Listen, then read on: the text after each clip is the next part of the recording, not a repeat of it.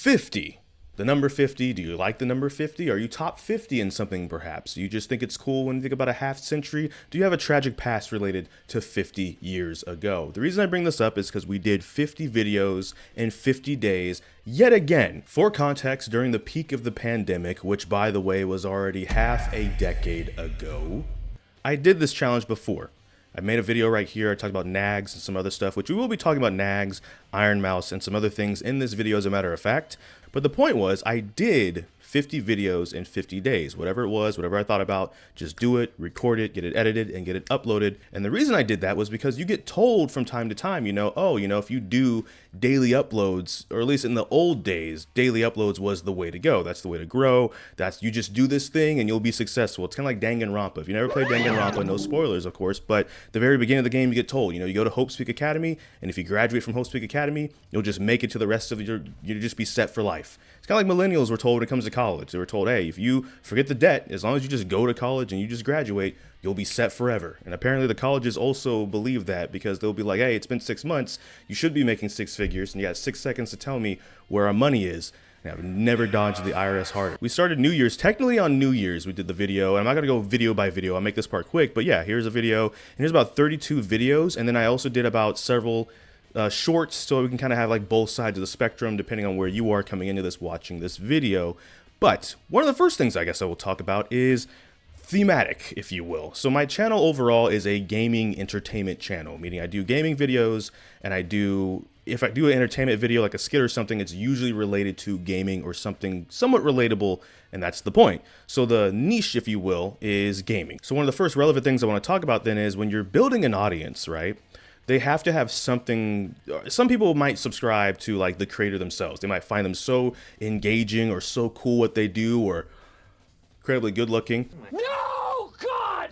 That they decide, oh yeah, I just want to see what this person's doing, and it's cool and it's awesome. But usually what gets people in the door, and I don't say this as an insult, but no one knows who you are at the beginning or when you're small, right? It goes on Twitch and other platforms too. It's not a rude thing. It's just like you don't have a name to yourself yet. Your brand, if you will, who you are, no one knows. So they don't owe you the click like they would if, say, like a high, level content creator with a lot of followers, they drop something that they go live and everybody's like, oh, cool. So-and-so is live right now, or so-and-so dropped a video. So that's kind of what I mean there. It's not supposed to be an insult, and if it came across that way, let me apologize. But what I'm saying is, until that point, that's a good way to kind of give people like a relatable thing to go to. It's like, oh, this person does sports, this person does games, this person does makeup, this person does insert X thing. And as long as there's a unifying theme, people will kind of stick around and tend to watch.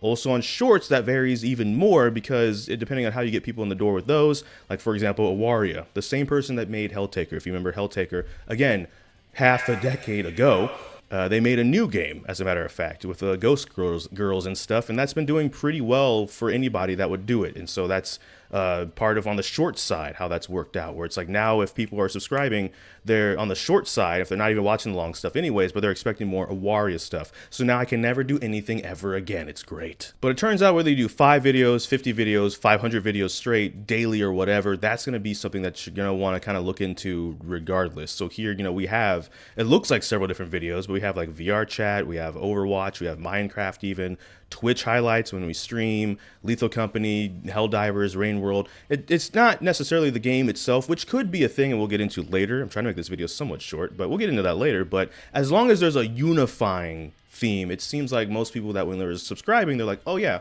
cool, awesome, great, tell me more. Thumbnails. Now, for thumbnails, I do want to talk about Nagzz for a bit. So for context, the reason I want to talk about Nagzz is because we used to talk about things like thumbnail strategy and stuff like that. Again, geez, half a decade ago.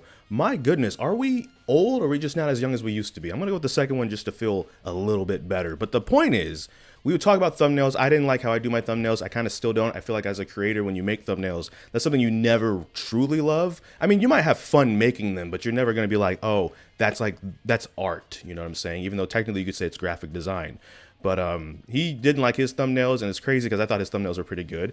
And I didn't like my thumbnails, and we kind of talked about things like colors and stuff like that. And one of the reasons I want to talk about Nagzz then is because I like his thumbnails because there's uniformity to his thumbnails. When you see a Nagzz thumbnail, you're going to know it's a Nagzz thumbnail. One of the things is he's usually in it. He has some sort of expression, or lately, of course, he has them cut to the side because it's maybe like, reacting to stuff. So you have something that's being reacted to in the thing. And that's something about faces and using faces in thumbnails, which if you don't actually show your face in a video and you don't want to show your face in a thumbnail and stuff, there are workarounds, right? You could use, or you could draw, for example, you could draw a stick figure with reactions if you kind of want to utilize that strategy but don't want to use your face. I completely understand. Sometimes I wake up in the morning and I'm like, I don't really want to get on camera. This is tragic. But, or if you have a character, you have a VTuber or just an OC or something, maybe you can draw a couple or take a couple pictures of different emotions using the VTuber model and or using drawing your character, commission an artist, and obviously pay them in money and not exposure, please. But, there's things you can work around if you want to use that strategy. But as you see, as we go down, Nagzz, and you have maybe an orange border even, that's like the next thing you might expect. And so even though he might not like his thumbnails, I do like that part of them because I think that is something that can then get people to come back when you're uploading, right? It's like, oh, hey, I'm going to know who such and such is when they upload because they do this thing. It depends in the gaming space too. It's a little wild because sometimes when a game comes out, like a big AAA game, everybody has like that same thumbnail. Like, don't get me wrong, I loved watching people's God of War Ragnarok Let's Plays, but like everybody just about had that same thing where it'd be like a character like Kratos in front of the word, God of War, something behind him, slightly blurred background, and it just all kind of mixed on my recommended or subscription page. And I'm like, okay, but if I can't see the names, who's what? Because, one thing we're going to talk about thumbnails as well, and why I kind of am using Nagzz here as an example, we can also use the Nagzz Discover channel because it works over here too, right? Is same kind of concept. And then he also has like the VTuber clips at the bottom. On a smaller screen, because apparently a lot of people watch YouTube on a phone screen, that's something that you want that, readability to be very clear. So that's also why people might use a face as well. I'm not even saying you have to use a face. There are other things you can do, like using text in a thumbnail and stuff like that. But that is one thing that can be, on a phone screen, it's not that phones are super tiny, but it is a tinier screen. On a desktop, everything's kind of nice and big, but on a tinier screen, how's that readability going to be? And I just feel like Nagzz has kind of nailed it. So far, however he might feel about his thumbnails nowadays, I haven't actually talked to him in a minute about it, but at least now I feel like he's hit like a thing where it's like, yeah, these are good. I think these are good. I think when I look at these, if nothing else, I go, it's a Nagzz thumbnail. So if I'm looking for Nagzz content, look here and here, and there's a Nagzz thumbnail. Now we should probably go over. I watch Nagzz to this day. As a matter of fact, I have him open right now. He's only muted so that you don't have double audio. That's the only reason. That he didn't do nothing. As a matter of fact, I should pay my tax here for speaking about him in a video so that he gets paid for being mentioned.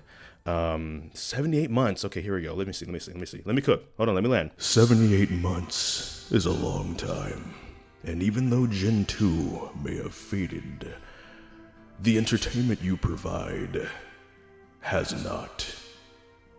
Thank you for many, many years of chat entertaining us. Chat, you are hive mind. You are amazing. I'm just kidding. I'm not gonna do that to Nagzz. Also, we're not gonna do that message. That's we'll say something nice and wholesome. He's in the middle of a collab. We don't really want to interrupt. 78 years of funs and laughs with you and chat. Thank you, Chief. My bad. I didn't mean for that. He's a good dude, all right? Got to talk to him several times, and he's fun. Quick disclaimer, by the way, Nagzz does not actually require that you pay him if you want to use him in a video or talk about him in a video. That's just a joke. This is a bit. This is not true. And for Gaudi's sake, there's never been a contract or any legal obligation to do so for Nagzz LLC, as a matter of fact. This is a bit. Do not send help. It's fine. It's all good. It's gravy. It's a bit because I noticed my resub message happened to line up while making this video, so I just decided to kill two birds with one stone, or one bird with two stones, whatever you want to go. What's the saying? Anyways, moving on. So continuing this Nagzz section, I also wanted to then talk about the secondary channel too, because like VTubers in general, I'm going to expand into VTubers and stuff like that. So with that being said, one of the only reasons I know about VTubers is because Nagzz wanted to get into VTubers because his audience was into VTubers and wanted to get more connected with his audience, which is cool and all, right? So how do I word this? Bible Black See, a long time ago, one of the oldest videos on this channel, sure enough, is Bible Black. And you might have heard of a VTuber by the name of Ironmouse. If you haven't, totally fine. But my point is, this was one of the first videos on the channel. Oh man, back when he had Chiaki as this, oh man, that was a time. September 15th, 2020. Oh my goodness. I won't get into that video too much. If you know, you know, and if you don't know, you don't know. You can ask Nagzz or Ironmouse about it. But my point is, when it comes to VTubers, right? So now expand a little bit, but still kind of using Nagzz a little bit as we bridge this gap into the next point that I'm going to try to make here, right? This is an example of a niche, if you will, right? VTubering. I'm not saying it's tiny, but I am saying it's a category. And so for the sake of, I'm saying a niche is specifically a category, okay? When it comes to VTubers, we could have lived in a reality where if you're not a VTuber, like the VTuber community does not want you unless you're like in the audience. But in terms of like doing things like reacting and stuff like that, obviously, of course, Nagzz also reacts correctly. He doesn't just kind of sit there. We've all seen those kinds of people. Hang on. Oh, play so bad. Be a good girl now. Okay. But only if you say that a second time. Be a good girl now. Yo. I gotta go. What the?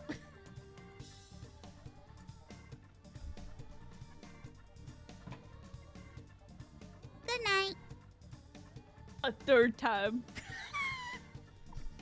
Yo, 3. Froggy, be a good girl now.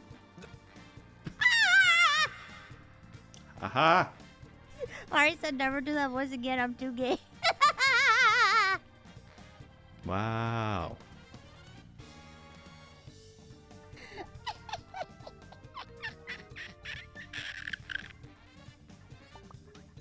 If only that was my normal speaking voice. Same. A girl could dream. Like Dr. King.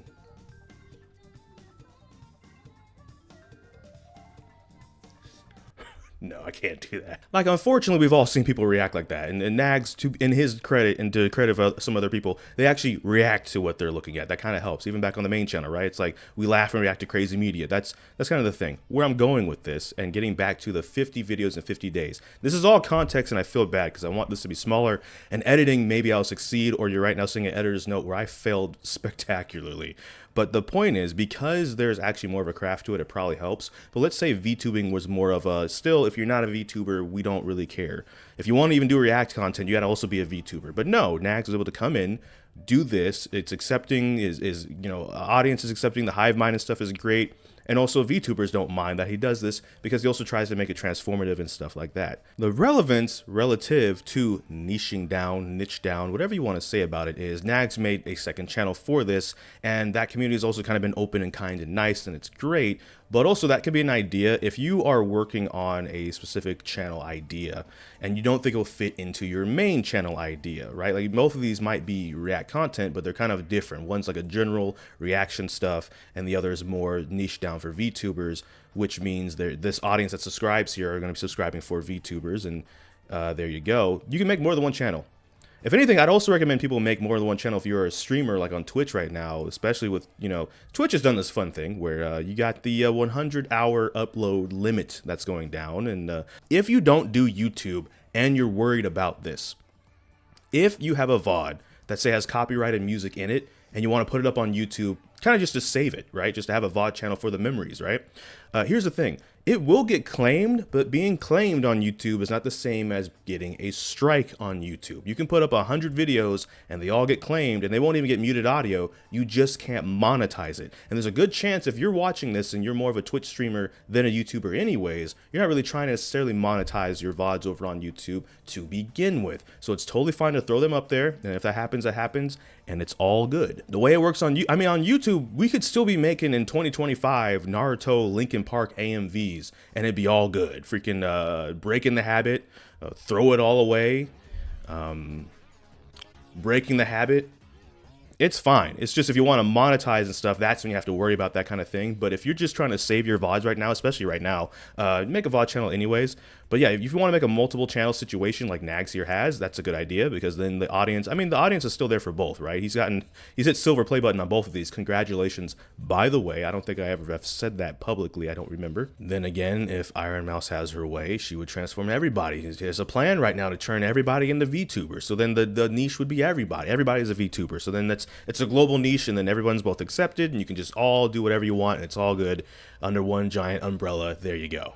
I know that section of the video was long, and I apologize. We're going to try and wrap up this next section, but the reason that section had to be long and had to have all that context and fluff is that's part of the experiment that is being run within this 50 videos in 50 days. See, most likely with the title and thumbnail of this video, it's going to be relevant to those two amongst other things. So if someone clicks on a video, they want to be rewarded for their click with the information they're clicking for. Now, yes, thumbnails and titles are still probably the king to get people to even watch a video. You could have an amazing video, but if you can't get people to click on your video, it doesn't really matter. And it's kind of unfortunate because there's some great videos out there that might, and I don't mean by mine, I just mean just in general. Some people make some fantastic videos, and the one thing that seems to have held them back from getting anywhere was the title and the thumbnail. Like maybe the title was, unfortunately, I hate to say this, too honest, and there wasn't any sensationalization or anything like that, which we'll talk about now, right? So with thumbnails, I'll talk about some basic stuff. One is, if you're ever in Photoshop making a thumbnail, make sure the thumbnail size is not bigger than 2 megabytes total, because YouTube will not allow you to upload a video if it's bigger than 2 megabytes total. 2, because these are going to be seen on a smaller screen, most likely like a cell phone, so you got to make sure text and stuff is be able to be visible. So one of the things I would recommend when you're making a thumbnail, or if you have an editor or somebody making the thumbnail, make sure they had zoom out before they finish off looking at it and be like, oh yeah, when it's really tiny, it's still pretty clear. 2, or I guess 3, I don't know what number we're on, but contrasting colors. If you're going to use text, that's fine, but make sure that if you have a dark background, the text is kind of light, or if it's a light background, the text is kind of dark, or again, on a smaller screen, it might be a bit harder to see. Another thing that could work, of course, is, again, we talked about faces. That's part of why I did a bit of a longer section on Nagzz, is sometimes a face can share the entire emotion of the thing. And some people feel like, well, is it fake if it's not a face from within the video? The answer is no. It turns out people are kind of fine if you use like a general kind of stock images you took of yourself, because it's about portraying the message of the video through the thumbnail. So you can take a couple stock, images against a green screen or a bright white wall that you can cut out later, of like say a shocked face, a happy face, maybe a scared face, maybe an anger face. Probably like 5 or less you really have to do. And again, if you want to draw these, like your character, stick figure, honestly, a VTuber model, if you use a VTuber model, maybe those are like the 4 or 5 expressions you might need that you can rotate through different thumbnails, and you'll probably be fine. We see this all the time with clippers, for example, on clip channels. So there you go. In terms of actual growth, it turns out one of the things about posting daily is something that can work with posting weekly or posting monthly. It's just a consistency thing. When you post frequently enough, what can end up happening, I should say, this is just from my own results and my own analytics, it does get to a point where people will kind of then start to expect when a video might come out. Unis Honest did this, as a matter of fact. We've kind of Unis Honest the year so far as it is. We're posting every day since the beginning. But one of the things they did, if you remember Unis Honest, was they would always post at 12 p.m. West Coast time of the USA. So after a while, you began forming a habit of when it hit after 12 o'clock, an Unis Honest video might be up. So when you're posting daily videos, you might develop a habit of your audience going, it's been a new day, there might be a new video up. It could happen. I'm not saying it's a guarantee, but it could happen. That is something that is true. You might get some regulars because of that. Some people that are like, oh, you're frequent again. You're coming up in my sub box again. Things like that can happen. I'm not saying it's a 1-1 guarantee. You always even grow off of that. I'm a fool. I was avoiding the analytics because I thought there was something about in the TOS about showing off the analytics, but it turns out there's not. So we can actually jump here and you can actually see instead of me just scrolling back and forth on my videos in the 50. So for example, right, returning viewers, unique viewers, subscribers, okay?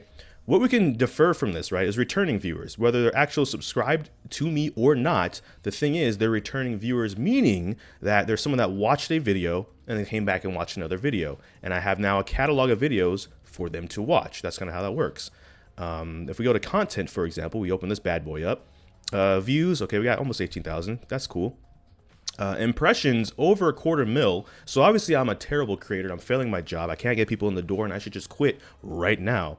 But impressions through click rate as well. So when you hover, this will tell you, impressions shown or views per impressions. This measure shows how often viewers watch the video after seeing an impression. So in other words, when YouTube would recommend over here, this is what this number means. How many times your thumbnails were shown to viewers includes only impressions on YouTube and not external sites. So on YouTube, since the 1st of January, YouTube has pushed my videos out to over 250,000 people. I am trash, apparently. But the point is, then you can see things, if you've never been to YouTube Analytics, and since I am allowed to show these things, you can see things like, typical intros and things like that. The numbers, certain things that fell off, certain things that were still going strong, typical retention, and things like that. Titles, it seems like people are okay with sensationalization as long as you deliver on what you're sensationalizing. And by sensationalization, I mean like if you go like, wow, or this was crazy, or you're not going to believe this. As long as you actually deliver on that, even if the person can believe it, they're not going to be as peeved, if at all, if it's something that's actually in the video. It's not something that's just super weird or off pocket. I talked about clippers earlier. I won't name specifics, but we've all probably seen a clip channel, especially like in VTubing or just period, where they say, oh man, this is the craziest, they said this crazy thing to this other person. And then you watch and you're like, first of all, it's a 2-minute clip and the relevance isn't even until about 1:40, which is fine. I clicked on a 2-minute video. I'm there to watch a 2-minute video, but I'm just saying like the thing you're talking about, or at least trying to imply, is very late in the video and it's not even that crazy. That is a thing where people can sometimes have some pushback. Personally, I'm of the opinion if I click on a 10-minute video, I'm there to watch a 10-minute video. But audience, we know, retention and watch time and attention span is different nowadays. So one thing you can do is just make sure that if you're going to say something like that to get people in the door and grab their attention, you also reward them with their attention being delivered to something that they were hoping to see. What that could look like is an intro of some sort. So with gameplay videos, they can be like, half hour long, depending on what the game you're playing is. But what something Corey will do, and you'll see and you've seen a lot of people do it, I'm just using him as an example, is at the very beginning, what you might see is some sort of teaser, and then stay tuned. So it kind of like, okay, you clicked on this video, he said screaming at a scary toy factory, you're like, okay, what's going on? Click the video, see the thumbnail, Huggy Wuggies in it, and then you see that there's going to be teased that the thing you're clicking on and the thing he's talking about, screaming and all that stuff, like it's in the video. So this can apply to other niches as well, of course. You can do gaming, of course, so maybe you tease, if you're playing a horror game, the monster possibly coming to get you in the beginning, and then you have that later on in the video, and then people are like, yeah, I'm going to watch that. First of all, you clicked on a 27-minute video, but second of all, yeah, it looks like if I do continue to watch this, I'm going to get what I clicked on. You're rewarding the click, basically. That's a term you hear a lot of people use. Reward the click. Then people tend to not feel click baited. They feel, okay, there we go. Relevance, it's relevant. There we go. It still might not be your cup of tea. That's totally fine. But, in a sports, if you make the most insane throw I've ever done in a throwing sport or a passing sport or kicking, whatever, and then maybe you tease like the wind up for the kick so the person knows I clicked on this video for this thing and it is coming later in this thing. You can apply the strat to many different types of, content strategies, and it's fine. Another thing, if you don't necessarily want to tease a big moment because you're like, that's kind of the hype part of it, it's in the video, so if a person is willing to watch, they'll get there. It's maybe you do some sort of intro, right? So like yesterday's video, we just did a Helldivers video with some friends, and so for the first couple seconds, I'll just turn it down, let it play though, but I voiced, open Audacity, did a little bit of intro thing to kind of get people in, and you can use the intro to deliver on, this is what you're clicking on. Okay, you clicked on for this thing, and then the intro, you kind of script it a little bit if you want to. Okay, it's not cheating. And then you just kind of introduct and go like, hey, yeah, this is what's going on. What you clicked on is about to happen. It's a thing. You didn't just get baited. It's 100% what this video is going to be about, and it's going to be great. And then you can even throw, and now I'm going to call a call to action in there, because call to action, I'm going to finish on this point with call to action. Some people really hate call to action, and I get it. Okay, I get it. You haven't watched the video yet. Why are you asking me to like, comment, and subscribe? I haven't seen anything yet. Two things. One, it's because sometimes people have things like, we all know someone that has like autoplay on, right? And with autoplay, or just someone binging a playlist, or someone just kind of going through, especially on mobile, just videos, they might have actually meant to like the video, or maybe even subscribe to the person, but things kept going, something else got their attention, they didn't even watch the video all the way through to get to the end, where you put the call to action. And so putting it at the beginning, that's kind of why people do that. It's a little bit of like a, hey, while they're in the door, maybe I can get somebody to do something kind of a thing. But secondly, what tends to make it, or people care a bit less, is again, if you're going to do the call to action, maybe also do it after you set up that the person clicked on the video for the reason that they clicked on the video, and they tend to be a bit more happy about it. I'm not saying no one will ever be upset. I'm not saying that's like not a thing, but I'm just saying it is a thing that can happen where people are like, you know what? all right, I think I'm feeling, I'm not going to subscribe yet, but maybe as this is going on, I'm kind of liking how this is going. This is where shorts can actually come into play. See, shorts, I try to make relevant to the long form videos that I'm making. You can do a different strategy if you want, and that's fine. But usually what I try to do is I try to take, say, that hype moment or that tense moment or that moment that I might put at the intro of a video, of a gameplay video, and make that into a short. And the short can either tease it or just full on show it, because shorts are also supposed to kind of be short and quick. But yeah, with shorts, that's kind of why we're here now, is because the average view duration, you'll notice on shorts, can be higher, because of course shorts loop and stuff like that too. But that's kind of been like the strategy there, is like, oh hey, this hype moment that people would maybe click on the long form video for, if I make it a short and then I link the long form video to the short, that might, it's not, doesn't always work. And to be completely honest, the short audience on YouTube is different than the long form audience on YouTube. It feels like there's not a lot of overlap. Just gonna be honest, but it is possible that that's one way you can maybe traffic people back to the longer form version, is by taking a moment out of that. Maybe it's a hype moment, maybe it's a screaming moment, maybe it's a whatever moment, and then they can go back and go, well, now I want to watch the full thing. Where can I find the full thing? Boom, you link it either in the short itself, they made an option, or you make it the pinned comment in the short and you go, okay, here's the full video, you know, blah, blah, blah, blah, blah. Boom, there you go. Watch time is relative to how long someone's watching a video. If you make a 10-minute video and someone watches 5 minutes, they've watched 50% of the video.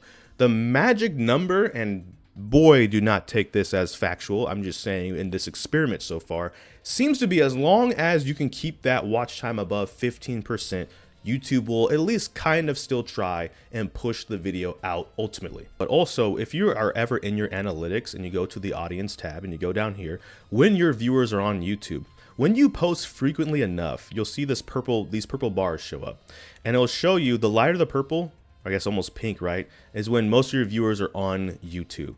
Now this one is like the one like gurus and stuff will tell you about, and I will be honest with this one, this can possibly help you know like the best time to post, but it can depend on your size, because the best time to post might also be relevant to these viewers are here kind of just to watch your stuff, because like your friends and family are like tuning in to watch when you drop a video. So if you drop a video every day at like 3 p.m, it might start saying 3 p.m. is the best time for you to post, but it's because that's when you've already been posting and all your friends and family watch that video. So take that with a grain of salt.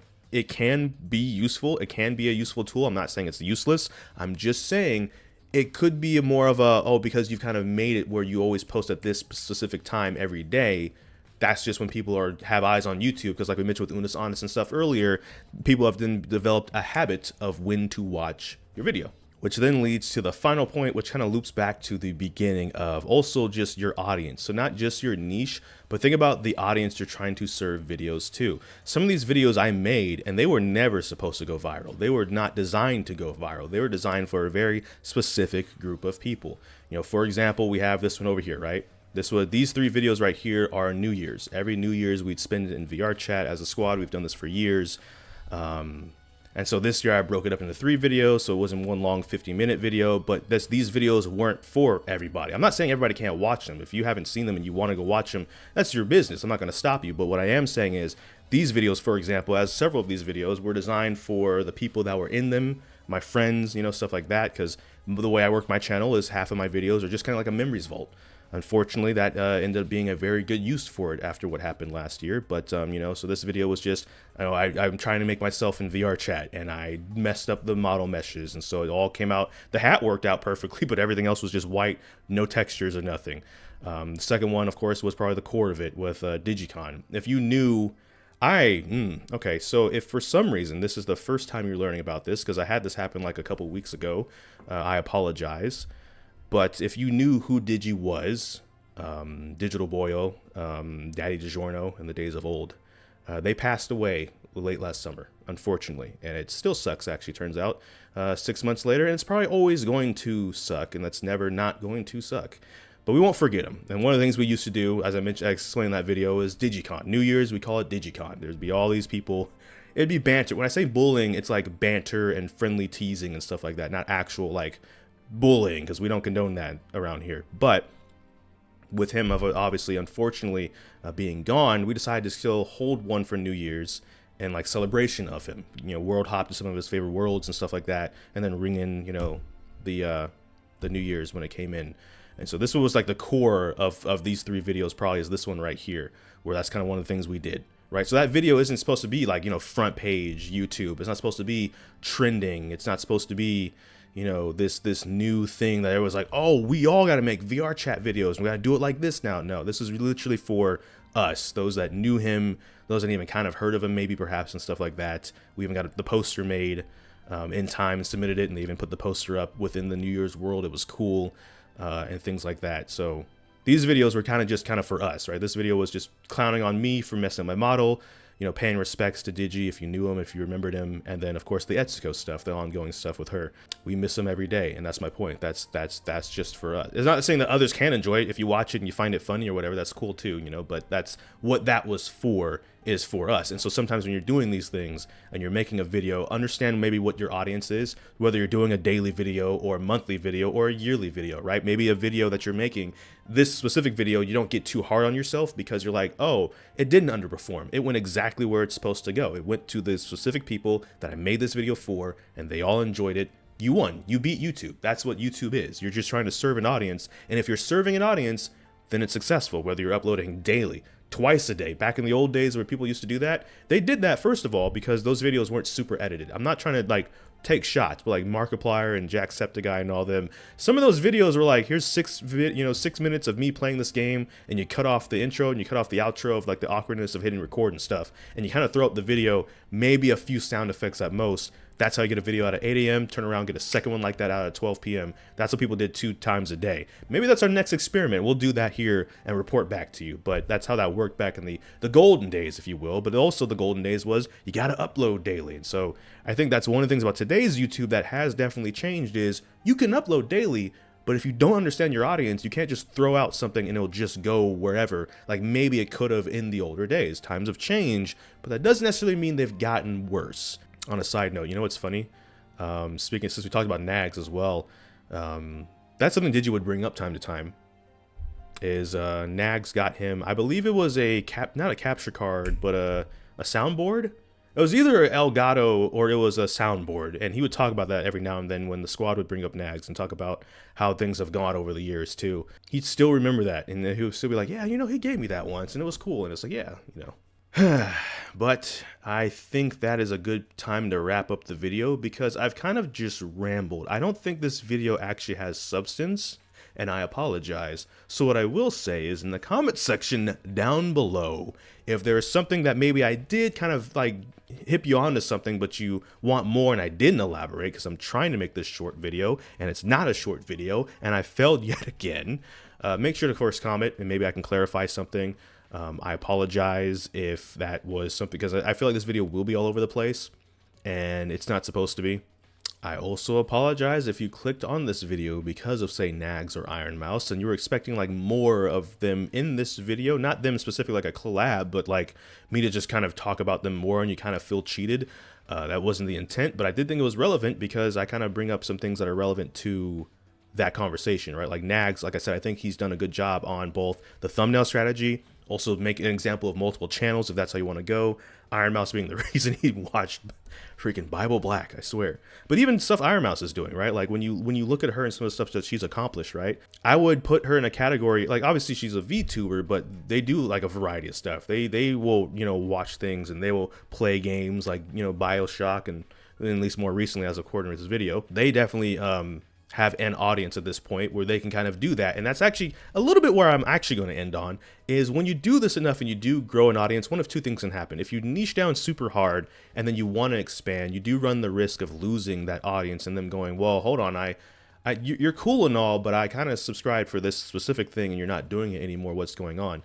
With something like VTubing, what's kind of cool is the thing that someone might be subscribing to is the VTubing. So you can do whatever you want as long as you're a VTuber, which of course runs the risk of, if you ever wanted to do even a hand reveal, let alone a face reveal, some people might not be for it because that breaks like the illusion of it. That's why sometimes you see people calling like English VTubers LARPers, as in they're like role playing basically being a VTuber, which is kind of wild, and I'm not going to really get into that in this video, but I'm just saying, like, you know, so there are certain things like there that might benefit you if you kind of study your niche and go, oh, as long as I'm doing this thing specifically, it turns out people will be fine. And so that's an example with Ironmouse, where basically she's a VTuber, so there's a lot of people that are just going to be fine with a lot of the stuff that she's done. Also, donate plasma while we're at it. But on top of that, yeah, so that could be an example there. I gave y'all a little bit more Nagzz and Ironmouse at the end there if you made it this far. Hopefully that balances it out. If you're trying to start up doing YouTube and thumbnails and stuff, two things. One, there is a free Photoshop in a browser version called Photo P, as in like the peas that you eat. So Photo PEA. You still might want to look up how to use Photoshop to be able to use that successfully, but if you need a free alternative to Photoshop because you don't want to either pay a subscription to Adobe or whatever the case is, right? That's fine. That could be useful to you. And then two, in terms of terminology and stuff, you're going to want to look up things like, search engine optimization, SEO and stuff like that, because YouTube is still considered the king of discoverability, right? Even if you do Twitch, it's total, you want to usually make like a YouTube channel, at least make highlights and something to try and drive traffic back over to Twitch, because Twitch's discoverability is, listen, it is what it is at this point. We all know what it is, and some people will, they'll argue against it, and that's fine because they've had their own more positive experience just streaming constantly. But just saying, instead of streaming 8 hours a day, stream 4 and then use the other 4 to edit the VOD and put that somewhere else. Put clips out on even the ticks of the talks if you want to, and there you go. So that's what I'll end on. Those are some homework, I guess. Photo P, if you want to make thumbnails and you need a free alternative. GIMP, Paint Clip Studio and stuff like that can work too. And look up things like SEO and search engine optimization basically and stuff like that. And you should be good to go. Now that I'm going to end the video, let me ask you a question. I've done this a couple times and I don't know why. This video so we have a friend named Battle Achiever. All I did was make the title Battle's Birthday in all caps over and over and over. That video did well, and I've done that before with a different video where I just make it the same term over and over, all caps, and it just does well. Is that a thing? If you're an audience watcher, is that a thing you just look for? Is like, hey, as long as you're saying the same 1, 2, or 3 words just over and over, all caps, I'm gonna watch the video. Doesn't matter what it is, I'm just gonna watch the video. If y'all want to give me the feedback on that, I would really appreciate that. But we're actually getting out of here for real this time. Structure. Sometimes people have intros and outros just to help structures. Help them start a video, help them end a video. If you struggle with those, I would recommend that. Cool. I don't know what video will be next. We're just going to have to wait and see. So until next time, take care and enjoy pizza responsibly. Thank you for watching.